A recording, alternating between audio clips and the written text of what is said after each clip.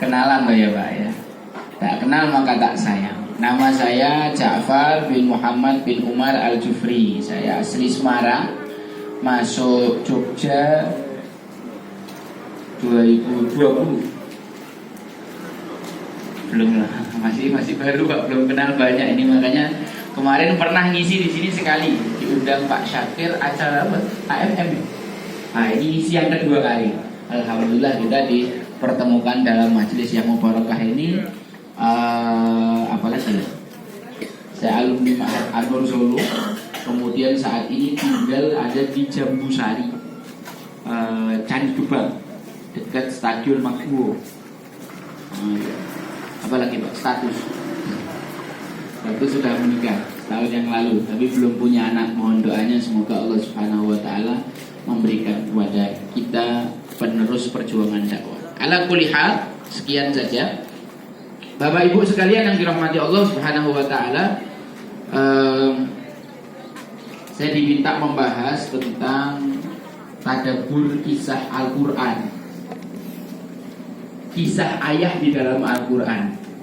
Saya kemarin bikin podcast 7 episode tentang ayah-ayah di dalam Al-Quran, lalu ditulis jadi buku.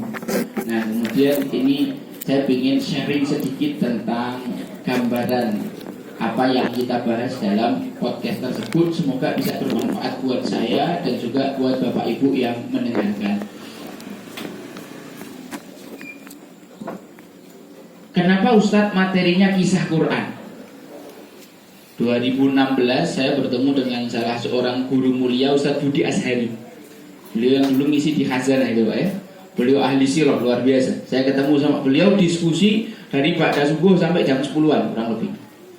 Salah satu poin yang paling menarik yang saya highlight dari diskusi saya dengan beliau adalah sebuah athar. Apa itu athar? Athar itu bisa jadi perkataan Rasulullah, bisa jadi perkataan sahabat, bisa jadi perkataan tabi'in atau tabi'ut tabi'in. Itu namanya athar. Nah ini adalah sebuah athar dari sahabat Abdullah bin Jundab. Nama sahabatnya adalah Abdullah bin Jundab.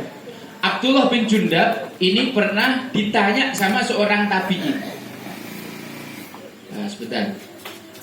Sahabat adalah orang yang manijtama'a bin Nabi, berkumpul bersama Nabi, manlakian Nabi, pernah ketemu Nabi. Ada dalam satu definisi man ra'an Nabi, ada yang pernah melihat Nabi walaupun sesaat. Walaupun kan ada sahabat yang buta. Nah, jadi disebut saja definisinya manlakian Nabi, yang bertemu dengan Nabi. Wa amana bihi, lalu beriman dengan Nabi. Karena Abu Jahal, Abu Lahab ini bertemu Nabi tapi tidak beriman, jadi tidak disebut sahabat mereka kan? Wa amana bihi summa mata alal iman, kemudian mati di atas keimanan. Karena ada model seperti Rajal bin Unfuah yang akhirnya murtad, ada Ubaidillah bin Jahsy yang sahabat Rasulullah tapi kemudian murtad, maka ini tidak termasuk kategori sahabat. Jadi para sahabat itu adalah yang bertemu Nabi, masuk Islam dan meninggal dalam keadaan muslim. Tabi'in adalah orang yang bertemu dengan sahabat, masuk Islam dan meninggal dalam keadaan muslim. Bisa jadi tabi'in itu hidupnya semasa dengan Nabi tapi belum pernah ketemu. Seperti Uwais Al-Qarni itu kan pernah mau ketemu Rasulullah cuma tidak ketemu. Dia tidak bisa dikatakan sebagai sahabat tapi tabi'in. Atau disebut juga dengan Al-Khadram atau Al-Mukhadram, orang-orang tengah-tengah antara sahabat dengan tabi'in. Sahabat Abdullah bin Jundab ini ditanya sama seorang tabi'in, kenapa kok keislaman para sahabat ini luar biasa kokoh? Sholat dipanah kok tetap masih bisa lanjut sholat, tidak batal sholatnya. Kalau kita ada nyamuk aja udah atraksi kita sholatnya. Itu kok bisa begitu? Jawabannya luar biasa. Jawaban ini menjadi kunci. Beliau mengatakan demikian.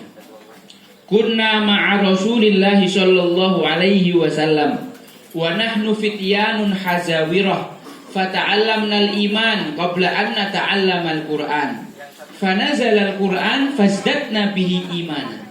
Dulu kami sama Rasulullah zaman masih muda, itu kami belajar iman dulu. Lalu ketika Al-Quran turun menumbuh suburkan keimanan kami. Sedangkan kalian dalam satu riwayat ada tambahan, sedangkan kalian wahai tabiin, kalian belajar Quran dulu baru iman. Ini cuma dibalik aja Pak. Satu belajar iman dulu baru Quran, kalau yang satu Quran dulu baru iman. Hasilnya beda jauh. Apalagi orang zaman sekarang cuma ngapal Quran. Orang tuanya ngirim anak ke rumah tahfidz supaya bisa dilombakan. Ya, kayak ayam aja. Al-Quran bahkan tidak tembus tenggorokan. Bahkan Al-Quran tidak menetesi sedikit pun ke dalam hati. Nah ini para sahabat radhiyallahu anhum itu belajarnya sama Rasulullah. Pertama adalah iman. Saya waktu itu nanya sama beliau, Ustaz, bagaimana cara Rasulullah mengajarkan iman kepada para sahabat? Beliau mengatakan Rasulullah selalu punya waktu untuk berkisah dengan para sahabat radhiyallahu anhu. Selalu punya waktu untuk berkisah. Karena kisah ini sangat luar biasa pengaruhnya dalam pembentukan karakter. Kita sejak kecil sering dengar kisah kancil nyolong timun, kancil menipu buaya. Sampai gede masih suka nyolong aspal, lebih bukan timun, aspal macam-macam lah ya Pak ya. Kenapa sepertiga Quran itu kisah? Karena Allah ingin membentuk pribadi dan karakter kita dengan kisah terbaik yang terjadi di dalam sepanjang sejarah manusia.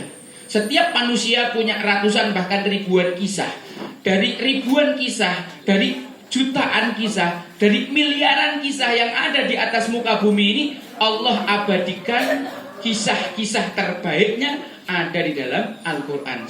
Sampai sepertiga Quran itu kisah. Tentunya Allah Subhanahu wa taala berfirman di dalam surat Yusuf itu, laqad kana fi qasasihim ibratun liulil albab. Sesungguhnya di dalam kisah para nabi dan rasul, sesungguhnya di dalam kisah-kisah yang diceritakan dalam Al-Quran ada ibrah, pelajaran yang bukan cuma sekedar bisa diambil, tapi bisa direkonstruksi di dalam diri. Bagi siapa? Liulil albab, orang-orang yang menggunakan akal hatinya. Ya, dalam bahasa Arab hati itu banyak Pak maknanya. Ada sodrun, itu juga bisa bermakna hati. Tapi sodrun itu lebih ke tempatnya hati, dada. Kemudian di dalam sodrun itu ada kolbun, hati besar, yang diambil dari kata qallaba yuqallibu, artinya apa? Berbolak balik. Makanya kita doa ya muqallibal qulub tsabbit qulubana ala dini. Qalbun itu adalah hati yang berbolak balik. Sekarang pingin soto, sampai depan warung soto pinginnya bakso. Nah ini biasanya bapak-bapak yang begini nih. Kemudian di dalam hati yang besar itu ada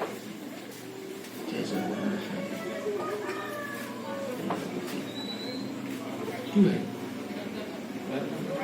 Ini kopi. Sekarang ya.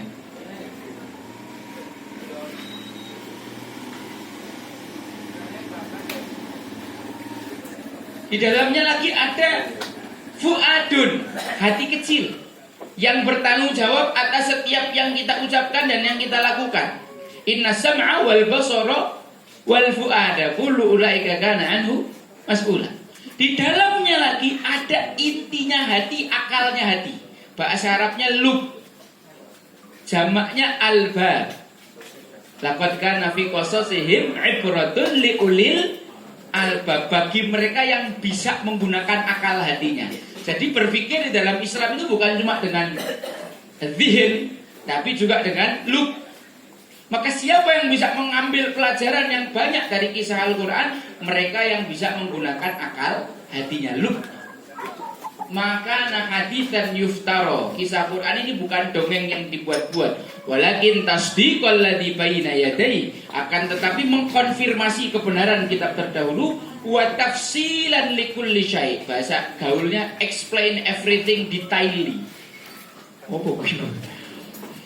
Menjelaskan segala sesuatu dengan detail. Wa tafsilan likulli syai'. Wahudan, dan juga petunjuk, wa rahmatun liqaumi yu'minun.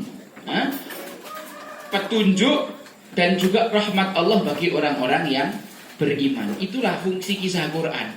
kok ada orang baca kisah Quran tidak mendapatkan petunjuk? Oh, ini berarti yang salah bukan kisahnya. Mohon maaf Bapak Ibu, mohon maaf. Ketika Rasulullah SAW berdakwah di kota Makkah beserta seluruh ujiannya, ya kan, Rasulullah difitnah, dikatakan pendusta, penyihir, apalagi orang gila. Nah, Rasulullah diludahi, diinjak kepalanya ketika sujud, dilempar tai unta. Rasulullah SAW pernah dicekik sampai hampir mati. Rasulullah dihisor, diembargo, di lockdown 3 tahun di Syi'ib Bani Hashim. Ini kan beratnya luar biasa.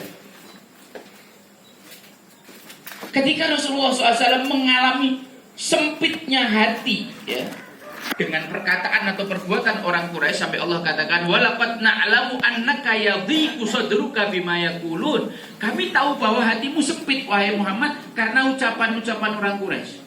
Ketika Rasulullah SAW stres itu, Allah Subhanahu wa taala wa kullan naqussu 'alaika min amba'ir rusuli ma nuthabbitu bihi fu'adak.